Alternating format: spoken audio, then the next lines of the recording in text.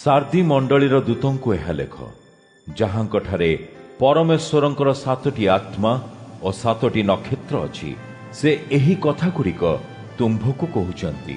मु तुम्भ कर्म विषय जाने।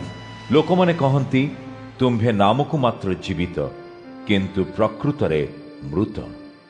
जागी उठ, तुम्भर जो अवशिष्ट विषय गुड़िक लोप पाई जाउअछि, से गुड़िक संपूर्ण मरीजिबा पूर्वरु से सबु दृढ़ कर, कारण परमेश्वरंक दृष्टि रे तुम्भर कर्म को मु निर्दोष पाई नाही। तेणु प्रथम रे तुम्भे जहा ग्रहण करिथिल और सुनिथिल ताहा मने पकाओ।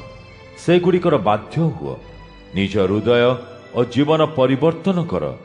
तुम्भे जाग्रत हुओ, नचेत मु गोटे चोर परी तुम्भ पाखकु आसीबी और केतेबेले तुम्भ निकट को आसी तुम्भको हतबुद्धि करिदेबी, ताहा तुम्भे जानि